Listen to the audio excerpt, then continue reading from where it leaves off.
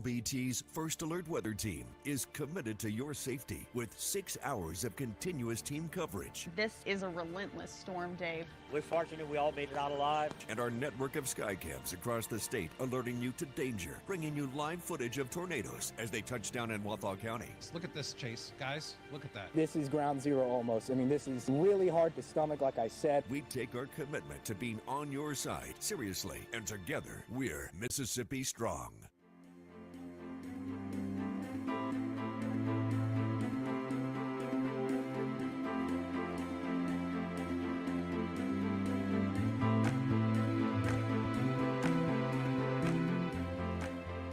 Weekdays, stream First Alert Weather Plus. Good morning, everyone. Thank you so much for joining us. WLBT's First Alert Weather Team is keeping you up to date with the latest information. From your morning commute to your afternoon drive, we're on your side, streaming on your favorite devices. WLBT First Alert Weather Plus.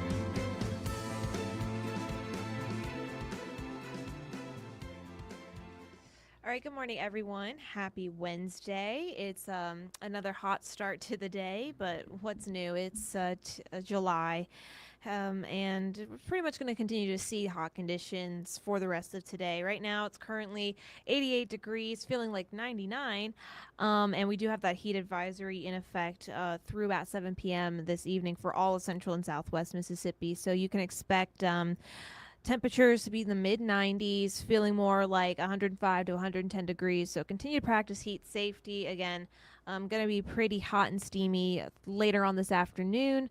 Eventually, we will see things cool off just a little bit, but still going to be dealing with muggy conditions. This is all going to change, however, when it comes to what we're looking ahead to when it comes to the tropics. So yeah, that's really our big concern is the tropics. We don't want to just wipe off the heat, though, because that could cause a lot of issues for your day today. But tropical disturbance 93L, we have been keeping a very close eye on this, and thankfully it's gone on the track that stayed very close to land, and that is a good thing. It did not go out to sea. It has not gained a lot of strength. It's been pretty much moving at roughly the same speed west at 12 miles an hour.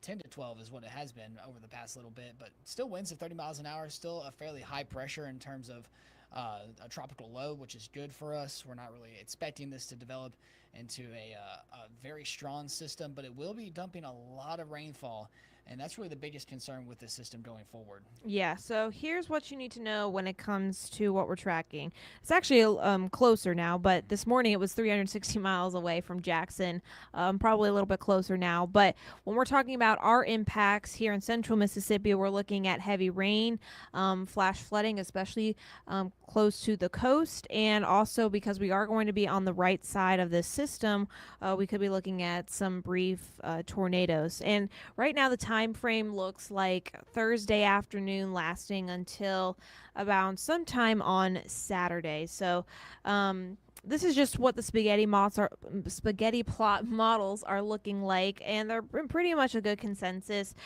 showing that this will stay along the coastline and then eventually make that turn to the north. And again, we are going to be on that right side, so we're going to be dealing with rain, flash flooding, and the potential for some tornadoes, especially. I would say our main impact day is going to be on Friday, but that's not to say we won't see anything Thursday afternoon related to this system, and then same goes for Saturday. Yeah, really the impacts for Thursday will stay far to the south as that system grows near, and then Saturday we'll have that back end of the storm, so any moisture that's left over will still get some rainfall possibly into Saturday, but thankfully by Sunday we're looking good.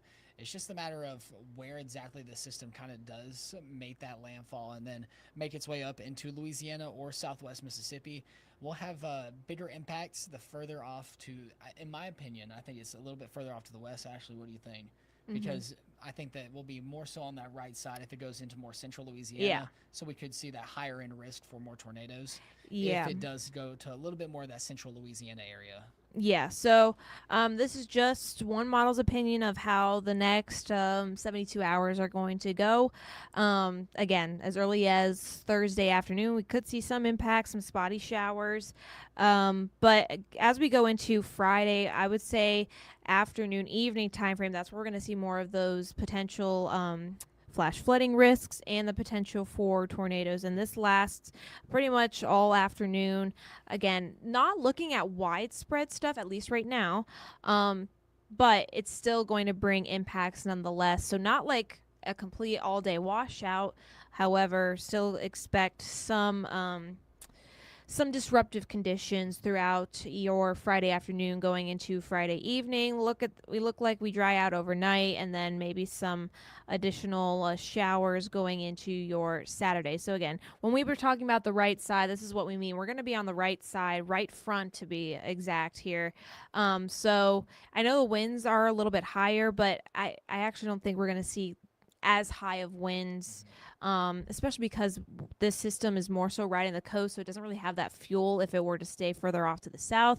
But that tornado risk and that flooding risk are definitely going to be our highest threats for us. Storm surge for us here in central Mississippi, obviously we're not really too concerned with storm surge, but along the coast, especially going into Louisiana, where if that is where this system ends up making landfall, for lack of a better term, that's what we're going to be looking at when it comes to our impacts towards the end of this week. Yeah, and honestly, it is a very weak system, but don't just chalk it up as, oh, it's not even a named storm. I've seen a lot of tropical disturbances dump a lot of rainfall over a lot of portions of Texas. So I would not be surprised if we did see a lot of rainfall further off to the south and west. That's where we see a lot of the rain or the rainfall estimates. The highest is more so central Louisiana.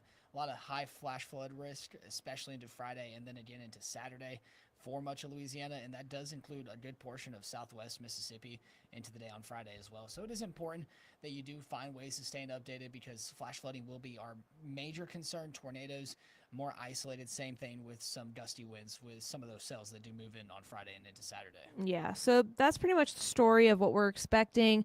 Obviously, a very fluid situation, and there'll definitely be plenty more updates to come.